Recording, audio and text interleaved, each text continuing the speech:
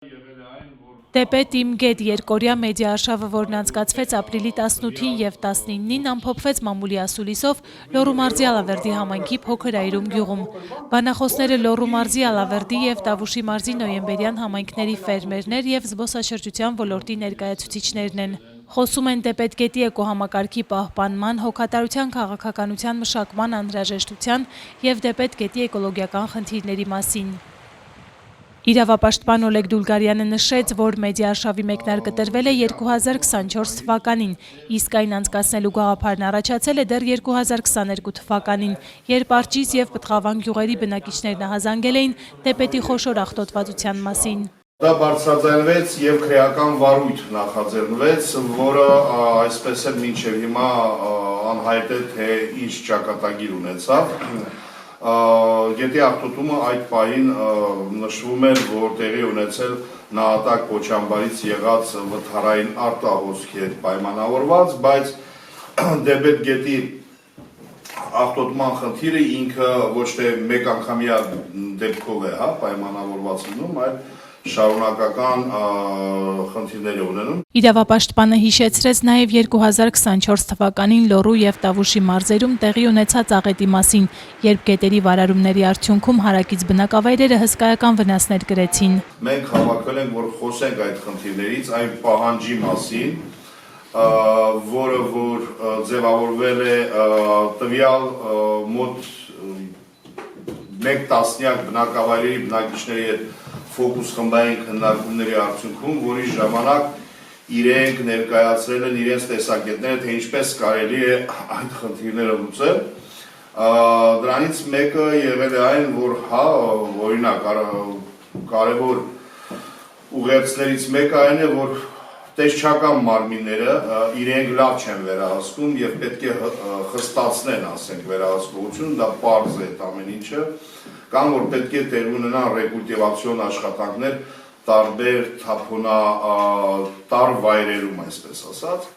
Ֆերմեր Սամվել Սիրադեղյանի խոսքով ճոճկան գյուղի բնակլիմայական պայմանները բարենպաստ են այգեգործության հողագործության համար, սակայն Դեպետի ջրով ոռոգումը խնդիրներ է առաջացնում։ Հողերի բերքատվությունը ընկել է, աղտոտվածությունը մեծացել է, մարդկանց առողջության վրա է ազդել։ Դրա համար ուրեմն բազմաթիվ ահազանգ է, բազմաթիվ ուրեմն մարդկանց մտահոգություններից հետո համայնքային համախմբան եւ աջակցության կենտրոնը նախաձեռնել է եւ կատարել են ուսումնասիրություններ եւ մարդկանց մտահոգությունները հաստատվել են։ Հողից, բույսերի, պտուղներից բազմաթիվ նմուշարումներ են կատարվել եւ պարզվել, որ ծանր մետաղների քանակը հատկապես գերազանցում է թույլատրելի սահմանային նորմաները։ Արջից գյուղի ֆերմեր Արծրուն Անդրեասյանն էլ հավելում է, հանքարդյունաբերական թափոնները Դեպետ են լցվում հիմնականում գիշերային ժամերին։ Տարիների ընթացքում մենք դրա հետևանքները զգացին, սկսեց չորանալ, ծառերը, խորիզավորները հիմնական համատարած սկսեցին չորանալ։ Ես համաձայն եմ ռազմավարություն մշակվի ու համախմբեն բոլոր ֆերմերներին պայքարենք այդ արատավոր երևույթի դեմ։ Պտղաբուծությունը Դեպետի գետավազանի գյուղերի ավանդական ուղղություններից է։ Բնակլիմայական պայմանները բարենպաստ են այնքանով, որ այստեղ շուրջ 18 տեսակի պտուղ է աճում։ Լճկաձոր գյուղի ֆերմեր Տերենիկ Բեջանյանը խոսում է այստեղ աճող դեղցի մասին։ Ասում է, այն Հայաստանում ամենաշահութաբեր պտղատեսակն է, այնինչ հիմա վերանում է։ Մեր տարածաշրջանի դեղցը իր համայն հատկանիշներով, որակական հատկանիշներով համաշխարհային ստանդարտի կասեի ոչ թե համապատասխանում, նույնիսկ որոշ հասցեներում գերազանցում էր։ Աշխատանքի բերումով ես Իտալիայի, Թուրքիայի, Հունաստանի մասնագետների հետ շփվել եմ, աշխատել եմ, համագործակցել եմ, նրանք բոլորը գիտեն այդ մասին։ Ուզում եմ ասել, որ մեր գյուղատնտեսությունը խիստ պահանջված գյուղատնտեսություն է, հատկապես պտղաբուծությունը, խաղաղությունը։ Խորհրդային միության փլուզումից հետո այդ ամեն ինչը զերոացվեց։ Ասեմ, որ մեր տարածաշրջանում հարուստ պտղաբուծ տարածքային տեսակների գենոֆոնդ կա, տեղական էնդեմիկ տեսակներ կա, որ աշխարհում ոչ մի տեղ չկա։ Դիմի ես ո՞րմա պայմաններում Դեպետ գետի ջրով ես վախենում եմ, որ իմ երեխային այդ ելակի կամ դեղսի կամ չգիտեմ ինչա, ազգամոր պտուղ տասնեմ, որ եթե գործի բերումով ժամանակին 2008 թվականին Հողագիտության ագրոքիմիայի ինստիտուտի մասնագետների հետ ուսումնասիրել ենք, ծանր մետաղների մասնիկները շատ հաճախ դել այդ գետի մեջ 80-ից 100 գերազանցություն թույլատրել նորմալ։ Բոլոր ժամանակներում ապրելու միջոցը եղել է եւ մնալու է հողը, որովհետեւ այն հազարավոր տարիների շահագործման ընթացքում չի մաշվում, ասում է ֆերմերը, իսկ հանքարդյունաբերական ընկերությունների թողած հետևանքները երբեմն նույնիսկ տասնյակ տարիներ անց չեն անցնում։ Գյուղատնտեսի խոսքով շատերը հենց բնապահպանական խնդիրների պատճառով դադարել են զբաղվել այգեգործությամբ։ Ֆրանսիայից եկել են մասնագետներ, ուզում են մեր տարածաշրջան ներդրում կատարել եւ այս այրումի տարածքում ճոճկանի, շլողի, հաղթանակի նմուշարություն կատարեցին, այդ մարդիկ, չգիտեմ, գիտեք, թե չգիտեք, Ֆրանսիայի Շամպան նահանգի բնակլիմական պայմաններն են, հողային պայմաններն են մեր մոտ, որ կան Շամպան նահանգի գինուն համարժեք որակով գինի արտադրենք մենք փաստորեն, բայց ուսումնասիրությունները կատարելուց հետո հրաժարեցին, թողեցին, գնացին։ Ուրեմն ցինկ պրեպարատ կա, այս պրանցի խորկոպիրիտը որ կա, այս մեր հանքարդյունաբերության վեր տասել, թեղուտը մաղթալավ, ես չգիտեմ, շամլով։ Ուրեմն ցինկը նաև բիոխթանիչ է, օրգանական խթանիչ է, որ նպաստում է բույսերի աճման զարգացմանը։ Այդ ցինկ պրեպարատը, որ դեղսերն ու տերևային գարունության համար սրսկում էին, այդ ցինկը հանեցին արտադրությունից մենակ դրա համար, որ ունի կանցերոգեն հատկություն։ Այսինքն քաղցեղածին այդ։ Հիմա մենք մի դեպքում այդ դեղորայքը հանում ենք բանից, շահագործումից, օգտագործումից, դեղսերի այգիներին լրացուցիչ պատճառ դառնում, որպեսզի նրանք լավ չաճեն։ Մի կողմից էլ էս դեպեցի չգիտեմ ցիկը, դրա մեջ պոինձը ոսկին հանում են երևի արծաթ, մնացած բանը գետն է լցնում, գալիս է մեր ծառերի տակ է լցում, մեր հողը լցում։ Ժամանակին, որ Հայաստանում այդ աղ ու տարկարի հողերը ծծմբական թթով իհարկե ավավերդու չեզոքացնում են, որպեսզի դե գյուղատնտեսական գործունեություն ծառայեն։ Հաշվարկ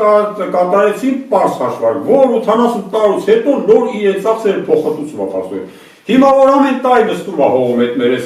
ծանր մետաղների մասնիկները, քանի 100 տարի պետք է փոխհատուցեն այդ ծախսերը, որ այդ հողը նորից բերեք իր ավանդական վիճակի փաստորեն։ Գետի մեջ թափվող հանքարդյունաբերական թափոնները բացասական ազդեցություն են ունենում նաև կենդանական աշխարհի վրա, շատ ձկնատեսակներ վերացել են։ 60-ական թվականին ամեն քայլ տակից մի ձուկ է, ես այում կարան դպրոց եկել, քայլ տակից բրոց ձուկ եք, խրաբուլի բան եք, կարամախա ինչ էր այդ ձկները։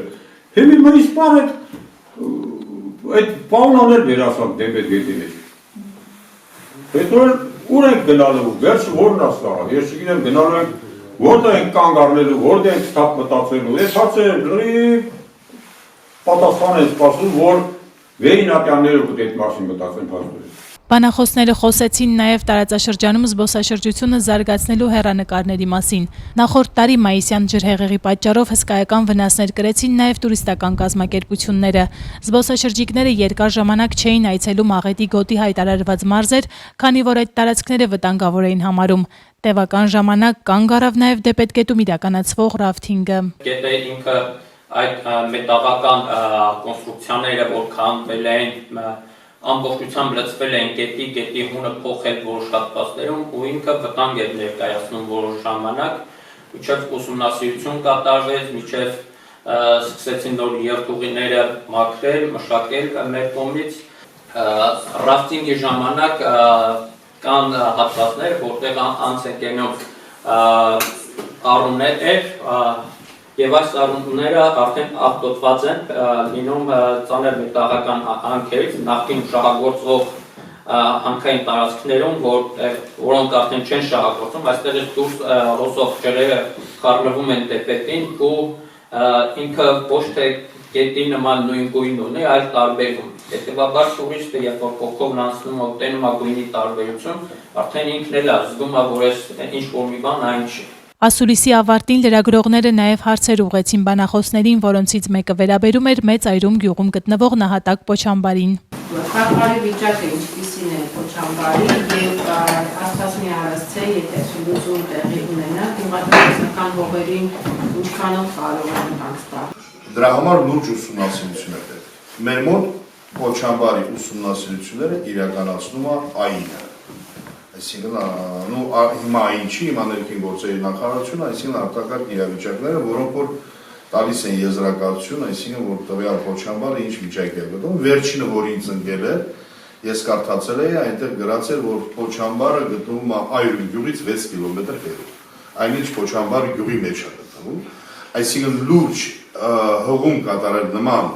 փորձակնությունների ուսումնասիրությունը, որոնք կաբինետային իրավիճակում են, հա, ի որոշում եւ Google Poist կենտանի թե Այրումը որտեղ է գտնվում, փոխանակ մեծ Այրում խփեն, որ բերի Լոռու մարզը, բերում է, ասենք, Այրում քաղաք Տավուշի մարզի եւ կարծում են, թե ուրեմն Փոչամբարը Այրումից 6 կիլոմետր է հեռու եւ դրա համար ազդակիր չի համարվում մեծ Այրում գյուղը, որտեղ գտնվում է Փոչամբարը։ Այսինքն անլուրջ նեհատ վերաբերմունք ընդհանրապես մեր երկրում փորձակնությունները այդպես են իրականացվել։ Դեպետ Իմ Գետ մեդիաշավն անցկացվում է համայնքային համախմբման եւ աջակցության կենտրոն հասարակական կազմակերպության կողմից Եվրոպական միության աջակցությամբ իրականացվող ձայն եւ գործողություն հանուն առողջ եւ մաքուր շրջակա միջավայրի հաղորդակցության արշավի շրջանակում։ Քաղաքացու ձայնը Լոռու մարզի Փոքր Այրում գյուղից։